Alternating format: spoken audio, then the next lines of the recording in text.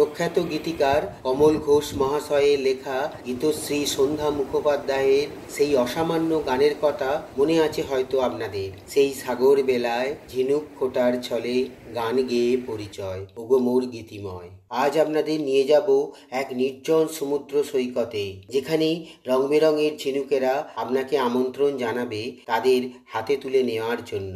উদীয়মান রবি কিরণে সারিবদ্ধ ঝাউ গাছ আপনাদের স্বাগত জানাবে এক অপূর্ব সুন্দর মনোরম প্রাকৃতিক পরিবেশে।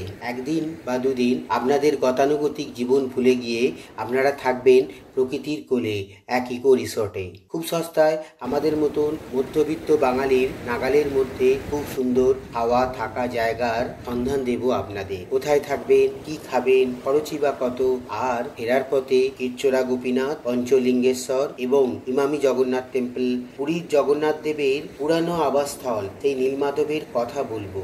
আর সাক্ষী থাকবো বুড়িবালামের তীরের সেই জায়গার, যেখানে বাঘা যতীনের মতো অসীম সাহসী কয়েকজন বিপ্লবীর সামনে গোটা ব্রিটিশ বাহিনীর প্রায় নতজানু হওয়ার এক করুণ কাহিনী। দেবার্ঘর থার্ড ইয়ার প্রব লিখিত পরীক্ষার শেষে দেবার্ঘ রাজি হয়ে যায় 2-3 দিন কোথাও একটা ঘুরে আসতে। তাই আমরা ঠিক করি 6 ফেব্রুয়ারি 2025 সন্ধেবেলার 6:40 লোকাল ধরে আমরা দুজনে স্কুল করে দেবার্ঘকে নিয়ে বর্ধমান থেকে ব্যান্ডেলের বাড়িতে চলে আসি। আমাদের এবারের গন্তব্য দুবলাগুড়ি সি বিচ। আপনাদের সঙ্গে নিয়ে যাব। 7ই ফেব্রুয়ারি সকাল সকাল ব্যান্ডেল থেকে 5:40 ব্যান্ডেল হাওড়া লোকাল ধরে 6:50 হাওড়া স্টেশনে পৌঁছে যাই। ওখান থেকে 19 এবং 20 নম্বর প্ল্যাটফর্মে যাওয়ার সময় গ্রিন লাইন মেট্রো দেখে নিই। গ্রিন লাইন মেট্রোর সামনে আমরা কিছু স্ন্যাক্স এবং খাবার খেয়ে নিই। তারপর আমরা সাউথ ইস্টার্নের ট্রেন ধরে পৌঁছে যাই সাঁতরাগাছি স্টেশনে। শালিমার থেকে ধৌলি এক্সপ্রেস ছেড়ে সাঁতরাগাছি হয়ে বালাসোর বা বালেশ্বরে পৌঁছে যাবে। তাই সাঁতরাগাছি স্টেশনে আমরা অপেক্ষা করতে থাকি। শালিমার স্টেশনে কাজ হওয়ার জন্য ধৌলি এক্সপ্রেস ছাড়তে দেরি করে। একটার পর একটা ট্রেন পাস হতে থাকে আর আমাদের ধৈর্যের বাঁধ ভাঙতে থাকে। ধৌলি এক্সপ্রেসের আগে ফলকনামা এক্সপ্রেসের টিকিট আমরা পাইনি।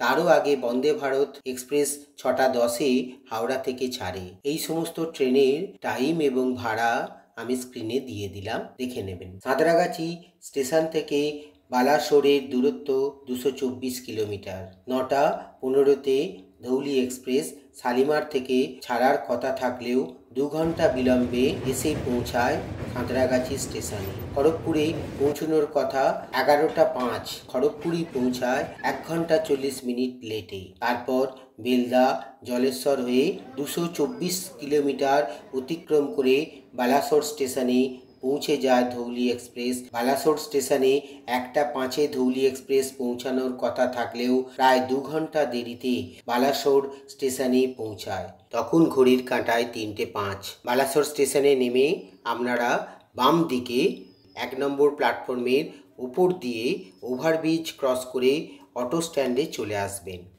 এখান থেকে আপনারা অটো পেয়ে যাবেন ইকো ক্যাম্পে যাওয়ার জন্য। 700 টাকা অটো ভাড়া দিয়ে আপনাদের সমস্ত লাগেজ নিয়ে আপনারা পৌঁছে যাবেন ইকো ক্যাম্পে। বালাসোর স্টেশন থেকে ইকো ক্যাম্পের দূরত্ব কম বেশি 31.9 বা 32 কিলোমিটার। এই 32 কিলোমিটার পথের মধ্যে 15 কিলোমিটার রাস্তা খুব ভালো, বাকি 15 কিলোমিটার রাস্তা কিন্তু খুব খারাপ। বালাসোর স্টেশন থেকে দুবলাগুড়ি সি বিচ সময় লাগবে 1 ঘন্টা 40 মিনিট রাস্তা খারাপ হওয়ার জন্য। বালাসোর থেকে দুবলাগুড়ি সি বিচ আসার পথে আপনারা বুড়িবালাম নদীকে ক্রস করবেন। ফেরার সময় আমরা বুড়িবালামের তীরের সামনে আসব। বুড়িবালাম নদীকে ক্রস করে ন্যাশনাল হাইওয়ে 16 ধরে আপনারা এগিয়ে যাবেন। খানিকটা এগোনোর পরে হলদিপাদা বলে একটি জায়গা পড়বে। হলদিপাদা থেকে ওশান বিচ রিট্রিট 15 কিলোমিটার। সময় লাগবে কম বেশি প্রায় 1 ঘন্টার মতন, কারণ এইখানের রাস্তা খুবই খারাপ। বালাসোর স্টেশন থেকে ধুবলাগুড়ি সি বিচ আসার পথে চোখে পড়বে মন্দির ঘেরা আশ্রম। তারপর খানিকটা যাওয়ার পরে দেখতে পাবেন স্কুল। চিংড়ি মাছ চাষ করার পুকুর আপনারা দেখতে পাবেন। প্রায় 1 ঘন্টার ক্লান্তিকর অটো জার্নির পরে যখন আপনারা ওশেন বিচ রিট্রিটে এসে পৌঁছবেন, তখন মনে হবে একখণ্ড রাজস্থান বুঝি আপনার সামনে এসে ধরা দিল। আমাদের ট্রেন 2 ঘন্টা লেট থাকায় আমাদের বালাসোর থেকে অটো নিয়ে ওশেন বিচ রিট্রিট আসতে আসতে প্রায় 4:45 হয়ে যায়। তারপর রুমে ব্যাগপত্র রেখে একটু ফ্রেশ হয়েই খাবার টেবিলে চলে আসি। আমাদের দেরি হয়ে যাওয়ার কারণে ওয়েলকাম ড্রিঙ্কস ওরা দেয় না। ওরা বলে যে ওয়েলকাম ড্রিঙ্কস আগামীকাল আমাদের গাড়িতে, অর্থাৎ 3টে ডাব ওরা গাড়িতে তুলে দেবে। দুপুরের লাঞ্চে যখন আমরা খেতে বসি তখন ঘড়ির কাঁটা প্রায় বিকেল 5টা। খুব সুস্বাদু খাবার, আলু ভাজা, মুগের ডাল, দই বেগুন, ধোকার তরকারি, চিংড়ি মাছের দিয়ে একটা প্রিপারেশন এবং টমেটোর চাটনি, পাঁপড়, স্যালাড, আর ছিল অপূর্ব সুন্দর একটা ফ্রেশ পার্সে ভোলার ঝাল। এই প্যাকেজের বাইরে নিয়েছিলাম চিংড়ির মালাইকারি, সেটার দাম পড়েছিল 300 টাকা। আমরা যখন সাঁতরাগাছি স্টেশনে বসে আছি ধৌলি এক্সপ্রেস ধরবো বলে, তখনই ওদের ওখান থেকে ফোন করে জানতে চায় যে কটা মিল ভেজ হবে না ননভেজ হবে। আমরা বলি 3টেই ননভেজ হবে। তারপর ওরা জিজ্ঞেস করে এক্সট্রা কোনো আইটেম লাগবে কি না। তখন আমি বলি যে চিংড়ির মালাইকারি একটা নেওয়া যাবে। ট্রেন লেট করায় এবং চিংড়ি মাছের একটা প্রিপারেশান থাকায় চিংড়ির মালাইকারিটা না নিলেও চলতো। আপনারা যখন আসবেন তখন এখানকার ক্র্যাব এবং অন্যান্য আইটেম ট্রাই করে দেখতে পারেন। অনেকটা দেরিতে তৃপ্তিদায়ক মিল গ্রহণ করে আমরা চলে আসি আমাদের জন্য নির্ধারিত ব্যাম্বু কটেজে। এই ব্যাম্বু কটেজগুলো খুব সুন্দর ছিল। অ্যাটাচ পায়খানা বাথরুম ছিল গিজারের সুবিধা। অপূর্ব সুন্দর কারুকার্যময় বাঁশের ঘর দেখে আপনারা মুগ্ধ হবেন। ড্রেস চেঞ্জ করে একটু ফ্রেশ হয়ে শুনতে পাই কড়া নাড়ার শব্দ। দরজা খুলে দেখি চা ও পেঁয়াজি সঙ্গে সস নিয়ে হাজির এক ভদ্রলোক। আমার চা এবং পেঁয়াজিটা এই ব্যাম্বু কটেজেই দিয়ে দিতে বললাম। আমার চাটা এখানেই দিয়ে দেয় ওরা। সন্ধেবেলাকার স্ন্যাক্স খেয়ে বাইরে বেরিয়ে দেখি চারদিকে গান বাজছে আর প্রায় সবাই বিভিন্ন গোল টেবিলে বসে ইভিনিং স্ন্যাক্সের মজা নিচ্ছে, অপূর্ব পরিবেশ উপভোগ করছে। বাচ্চারা তাদের স্বভাবসিদ্ধ ভঙ্গিমায় ছুটে বেড়াচ্ছে, কেউ আবার ফ্লাইং ডিস্ক নিয়ে নিজেদের ছোটবেলায় ফিরে যাচ্ছে। মঈনুদ্দিন ভাইয়ের কাছে পরের দিনের 5টি স্পটের ভাড়া জিজ্ঞাসা করি। বারবিকিউয়ের জন্য মশলা মাখা মাংস দিতে দিতে মঈনুদ্দিন আমাদের বিভিন্ন আইটেমের দাম বলে দেয় এবং স্পটগুলোর কথাও বলে। চিকেন লেগ পিস, এগুলো একটা পিস কত? 120 টাকা। 120 টাকা। আর ওজন হচ্ছে 150 থেকে 200 গ্রাম আছে। 150 থেকে 200 গ্রাম। এগুলো প্যাকেজের বাইরে আমরা যেমন চিংড়ি মালাইকারি সেটা লেগেছিল 300 টাকা। এগুলো হচ্ছে আলাদা আলাদা প্যাকেজের মধ্যে। যেহেতু আমাদের গাড়ি অনেক দেরি করে এসেছিল, 5টার সময় আমরা ভাত খেলাম, সেই জন্য আর বারবিকিউটা খাবো না আমরা। অন্য সময় যখন আরেকবার আসবো তখন বারবিকিউয়ে আমরা অংশগ্রহণ করবো। খুবই ভালো এখানকার ব্যবস্থাপনা।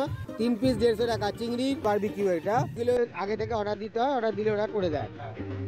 ওশেন বিচ রিসোর্ট থেকে আমরা বিভিন্ন জায়গায় ঘুরেছিলাম। এই ভাইয়ের সঙ্গে ভাইয়ের নাম এবং কত কি টাকা নেবে সে আপনাদের সামনে বলছে। নমস্কার, मेरा नाम है मनीरुद्दीन। এখান থেকে 5টা স্পট আছে, 5 স্পট আছে। যেমন করে গোপীনাথ খ্রিস্টর মন্দির, ইমামি জগন্নাথ মন্দির, ব্লু লেক, আর নীলগিরি রাজবাড়ি আর পঞ্চলিঙ্গেশ্বর। 5টা স্পট আছে। টোটাল কত নেবে? 3000, 4000, 2000। আচ্ছা আচ্ছা, মানে তবু আমাদের জায়গা দেখি ওরকম ইয়ে করে। আমার কাছ থেকে নিচ্ছে হচ্ছে 2800, 2800 এবং পার্কিং চার্জ নিয়ে।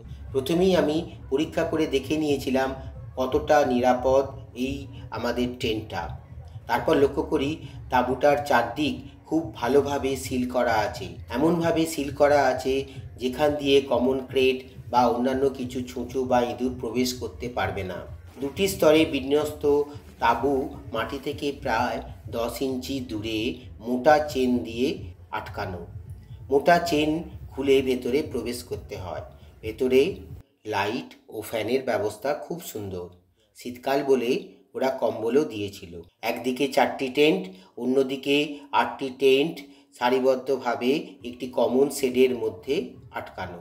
এখানের পায়খানা বাথরুম কিন্তু অ্যাটাচ নয়, কমন পায়খানা বাথরুম ইউজ করতে হবে। চারদিকের পরিবেশ উপভোগ করতে করতে কোথা দিয়ে ঘন্টা 2 কেটে গেল বুঝতেই পারলাম না। রাত্রির 9:30 ডিনার দেয়া শুরু হয়। রাতের ডিনারে ছিল ডাল, বিভিন্ন সবজি দিয়ে ফ্রাই, 4 পিস সুস্বাদু চিকেন, গোলাপ জামুনের নাম করা একটি মিষ্টি। অচেনা পরিবেশে টেন্টের মধ্যে দিয়ে অনন্য অভিজ্ঞতা হয়েছিল এবং রাতে আমার খুব ভালো ঘুমও হয়েছিল।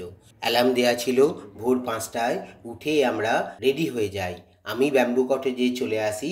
সেখানকার গিজারের জলে স্নান করে আমরা রেডি হয়ে নিই বহু প্রতীক্ষিত সমুদ্র দর্শনের জন্য। তখন ভোরের আলো সবে ফুটছে। 4-5 মিনিট ঝাউবনের মধ্যে দিয়ে এক সুন্দর পরিবেশের মধ্যে দিয়ে হেঁটে তারপরে সি বিচে পৌঁছে গেলাম। ঝাউবনের মধ্যে দিয়ে হেঁটে যাওয়ার অপূর্ব দৃশ্য সারা জীবন মনে থাকবে। সূর্যের আলো তখন উঁকি দিচ্ছে ঝাউবনের পাশ থেকে। আস্তে আস্তে সেই সূর্যকিরণকে লক্ষ্য করে আমরা এগিয়ে চললাম সমুদ্র দর্শনে। সমুদ্রের অনেকটা দূর থেকেই তার আওয়াজ, তার গর্জন শুনতে পেলাম। এই সাগরেরই কত রূপ দেখেছি, কখনো শান্ত রূপ, কখনো অশান্ত, সে আমি শুধু চেয়ে চেয়ে থেকেছি। পুরীতে আমরা তার অশান্ত রূপ দেখেছি। গোপালপুরে সমুদ্র সৈকত ঢালু থাকায় অসম্ভব ব্যাক কারেন্টের অস্তিত্ব পেয়েছি। আর এখানে আমরা তার শান্ত রূপ দেখছি, আপনাদেরও দেখাচ্ছি।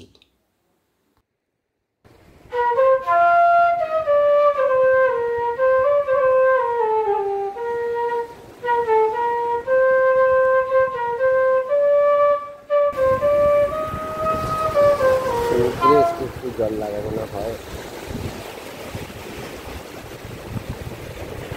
স্নান করতে পারলে আমাদের হাতের সময় থাকলে খুব ভালো লাগে।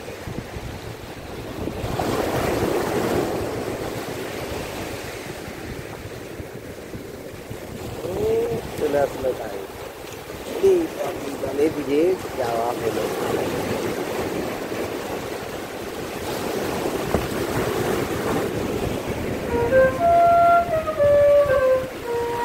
সমুদ্রের সেলগুলো সব চলে আসে।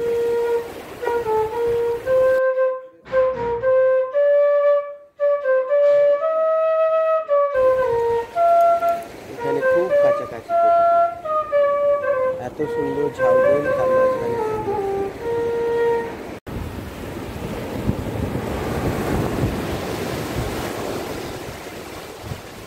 এখানে ঠিক স্নান করা যায় না।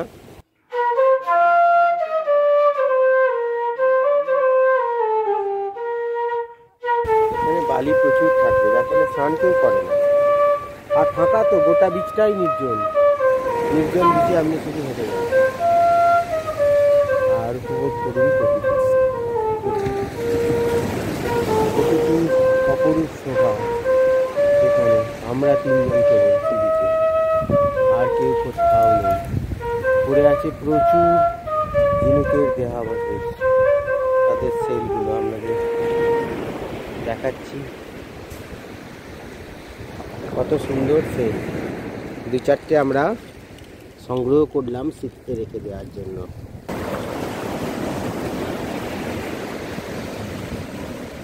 বালি মাখা সেল। সমুদ্রের ধারে অনেক সুন্দর আরাম কেদারা আছে। আপনারা অর্ধশায়িত অবস্থায় অনেকক্ষণ কাটিয়ে দিতে পারেন সমুদ্রের অপরূপ দৃশ্য দেখতে।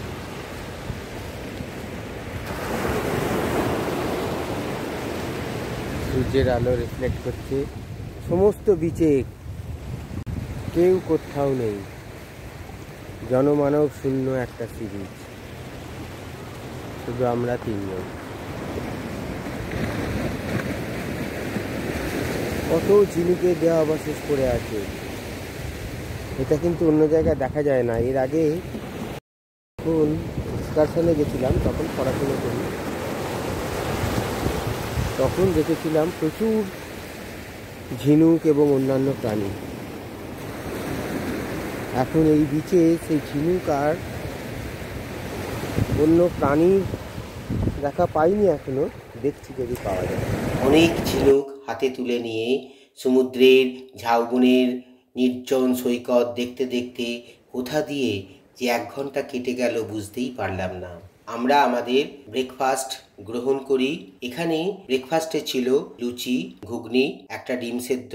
ব্রেকফাস্টে লুচি, ঘুগনি আপনারা যতখানি চাইবেন ততখানি দেবে। রাস্তাপথে খাওয়ার জন্য যাতে সময় নষ্ট না হয় তাই যতখানি সম্ভব আমরা আমাদের মতো ব্রেকফাস্ট গ্রহণ করেছিলাম। ব্রেকফাস্ট গ্রহণ করে আমরা মঈনুদ্দিন ভাইয়ের অটো ধরে বেরিয়ে পড়ি 5টি স্পট দেখার জন্য। ওরা আমাদের ওয়েলকাম ড্রিঙ্কসের 3টি ডাব গাড়িতে তুলে দেয়। মঈনুদ্দিন ভাই প্রথমেই আমাদের মাছের বাজার দর্শন করতে নিয়ে যায়। সমুদ্র থেকে বিভিন্ন ট্রলাররা এসে একটা স্থানে তাদের মাছগুলো বিক্রি করে, নিলাম হয় মাছগুলো, তারপর বিভিন্ন স্থানে সেগুলি চলে যায়। মাছের খারাপ গন্ধ সহ্য করে আপনারা মাছের বাজার পরিদর্শন করতে পারেন। বিভিন্ন রকম মাছ দেখে আপনাদের খুব ভালো লাগবে, কিছুটা আপনাদের সামনে উপস্থাপন করার চেষ্টা করলাম। এই ফিশ বাজারের পাশেই রয়েছে মোহনা। আপনারা হাতে সময় পেলে নৌকা করে মোহনা পর্যন্ত যেতে পারেন, খুব ভালো লাগবে। আমাদের ট্রেন দেরি করায় সেই ইচ্ছা এবারের মতন অপূর্ণ থেকে গেল। হয়তো অনেক বছর বাদে যখন আবার আসবো ওশান বিচ রিট্রিটে, তখন হয়তো মাত্র 40 মিনিটে পৌঁছে যাব। ওশান বিচ রিট্রিটে আমাদের মোট খরচ হয়েছিল 1800 টাকা করে, 3600 টাকা এবং আমার টেন্টের জন্য 1400 টাকা। 2 বছর আগে আমার বুকিং করা অ্যাডভান্স 1000 টাকার মধ্যে ওরা 500 টাকা অ্যাডজাস্ট করে দিয়েছিল। অর্থাৎ আমাদের মোট খরচ হয়েছিল 5000 টাকা। 5000 টাকার মধ্যে ওরা 500 টাকা বাদ দিয়ে 4500 টাকা নেয়। আর আমরা এক্সট্রা যেটা চিংড়ির মালাইকারি এবং কোল্ড ড্রিঙ্কস খেয়েছিলাম সেটা ক্যাশে পেমেন্ট করি। ওশান ব্রিজ রিট্রিটের এত সুন্দর পরিবেশ থেকে যখন আমরা ফিরে আসছি তখন একটু হলেও মনটা যেন খারাপ লাগছিল। আমরা তাড়াতাড়ি ওশান ব্রিজ রিট্রিট থেকে ছেড়ে চলে এসেছিলাম, কারণ 5টি স্পট দেখতে হবে বলে। এর মধ্যে ছিল ইমামি জগন্নাথ টেম্পল, ক্ষীরচোরা গোপীনাথ, পঞ্চলিঙ্গেশ্বর, যেটি ঘুরতে অনেকটাই সময় লাগবে। আর ছিল নীলমাধবের আসল বাসস্থান, যেখান থেকে নীলমাধব প্রতিষ্ঠা হয়েছিল পুরীর জগন্নাথ দেবের। সাক্ষী থাকবো বুড়িবালামের তীরের সেই জায়গার, যেখানে বাঘাযতীনের মতো অসীম সাহসী কয়েকজন বিপ্লবীর সামনে গোটা ব্রিটিশ বাহিনীর প্রায় নতজানু হওয়ার এক করুণ কাহিনী। ততক্ষণ আপনারা সবাই খুব ভালো থাকবেন। অনেক অনেক শুভকামনা রইল প্রত্যেকের জন্য।